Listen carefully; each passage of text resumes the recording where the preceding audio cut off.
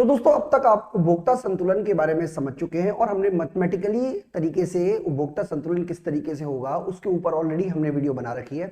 लेकिन कुछ ऐसे स्टूडेंट भी हैं जो हिंदी मीडियम के हैं जिनको बहुत ज्यादा मैथमेटिक ट्रिकी तरीके से समझ में नहीं आता, तो इस वीडियो के माध्यम से मैं आपको बहुत ही सिंपल तरीके से ये समझाने की कोशिश करूंगा कि आखिरकार अगर कोई ऐसा क्वेश्चन आ जाता है जिसमें आपको डिमांड फंक्शन दिया हो या यूटिलिटी फंक्शन दिया हो और आपको कंज्यूमर इक्विलिब्रियम पूछा हो तो किस तरीके से कैलकुलेट कर सकते हैं। बहुत ही सिंपल तरीके से हम समझने की कोशिश कर रहे हैं।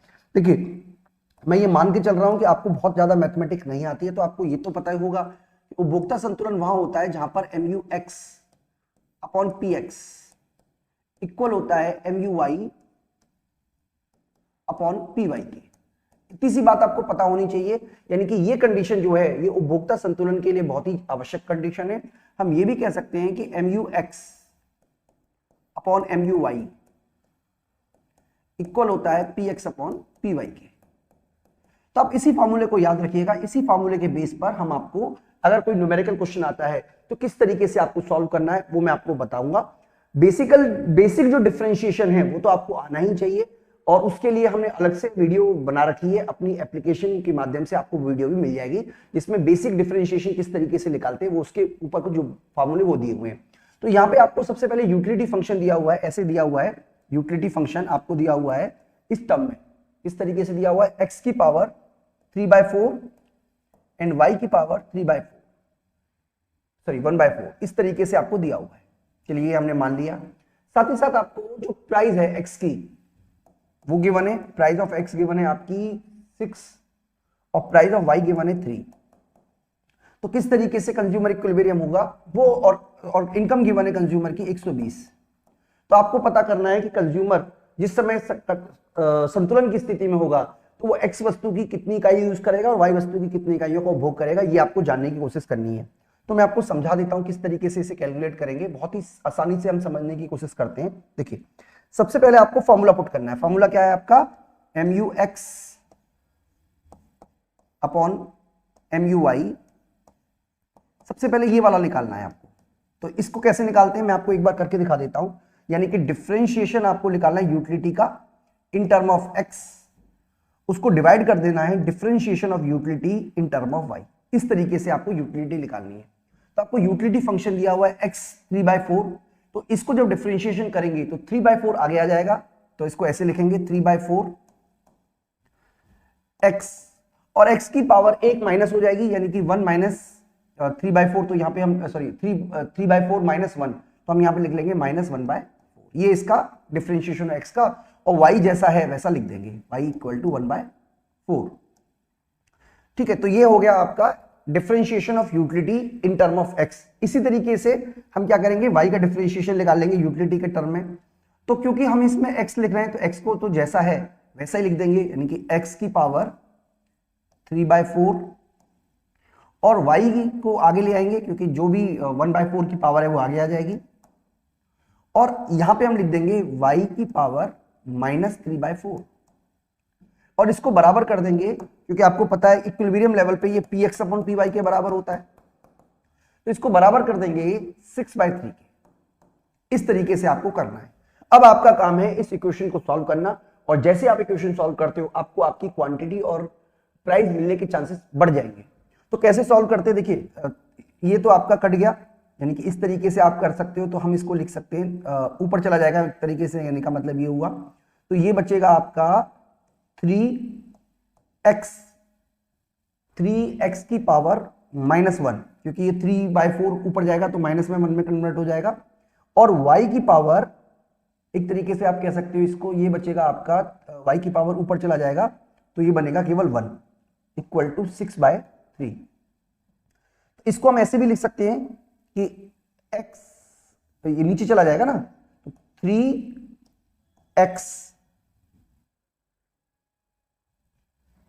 Into Y equal to 6/3। अगर हम इसको वैल्यू निकालेंगे तो ये हमारा 2 बचेगा, यानी कि 3y जो है x इक्वल टू 2, तो 2x इक्वल टू 3y। इसका मतलब x की वैल्यू जो है वो हम ऐसे लिख सकते हैं कि y इक्वल टू 2/3x। तो ये हमारी जो है ये y की वैल्यू निकल आई है, यानी कि y की वैल्यू हमने किस तरीके से निकाली है वो मैंने आपको समझा दिया।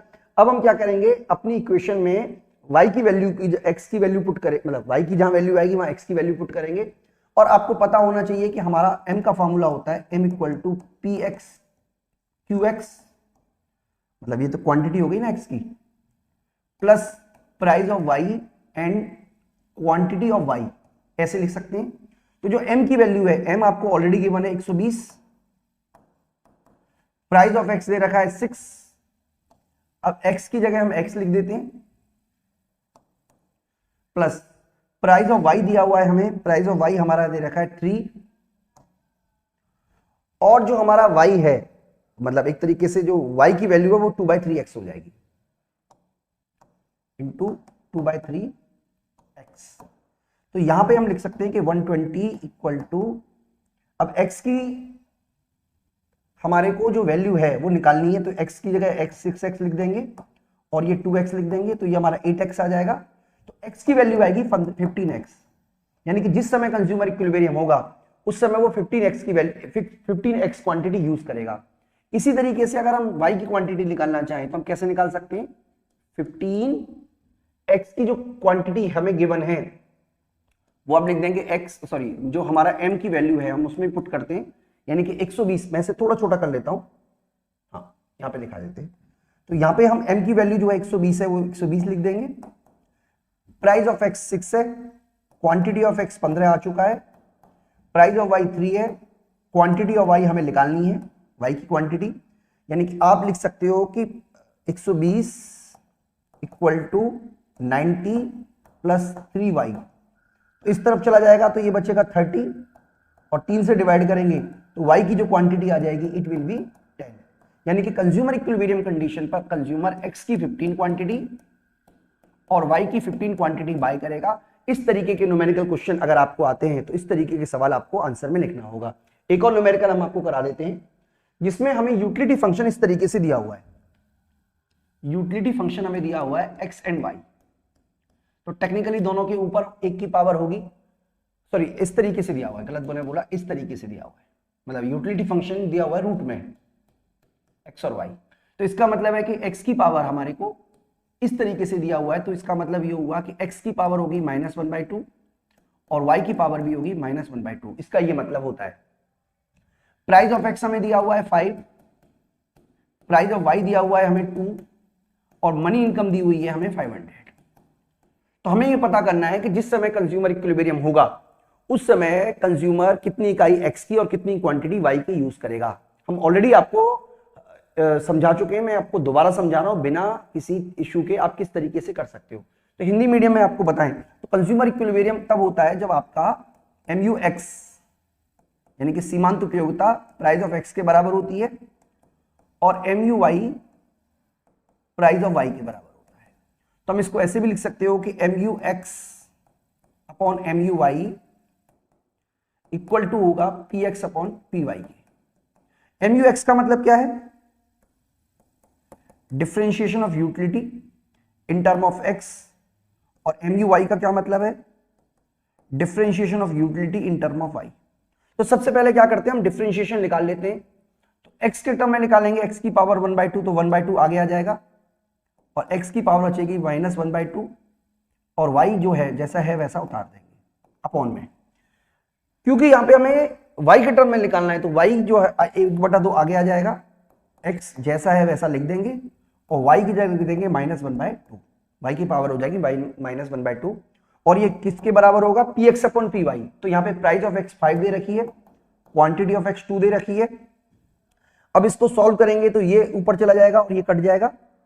अब x जो है ये ऊपर जाएगा तो माइनस में बन जाएगा, यानी कि x की पावर बचेगी -1 और ये ऊपर चला जाएगा तो प्लस में बन जाएगा, तो y की पावर बचेगी 1 और ये किसके बराबर है, ये बराबर है 5/2 के। अब जो -1 होता है वो रूल के हिसाब से नीचे आ जाएगा, यानी कि y upon x equal to 5/2। इस तरीके से हम ये भी लिख सकते हैं कि जो हमारी एक तरीके से आप कह सकते हो कि जो y की वैल्यू होगी, जो क्रॉस मल्टीप्लिकेशन करेंगे ऐसे, तो y इक्वल टू 2.5x इस तरीके से हमने अभी तक x की वैल्यू निकाल ली है, यानी कि y इक्वल टू 2.5x। अब हम क्या करते हैं, जो हमारी मनी इनकम है, मनी इनकम कितनी गिवन है, ये वाला 500। तो हमारी m की इक्वेशन इस तरीके से लिख सकते हो, m equal to P X X plus P Y Y. ठीक है जी। और आपको हम इस तरीके से लिखेंगे m इक्वल टू p की वैल्यू हमें दे रखी है ऑलरेडी 5 है, यहां पे गिवन है 5 इंटू एक्स, 5x लिख दिया, प्लस प्राइस ऑफ y है 2, और y की जो है वो 2.5x के बराबर है, हम यहां पे लिख देते 2.5x, और m जो है, m की वैल्यू हमारी 500 के बराबर है।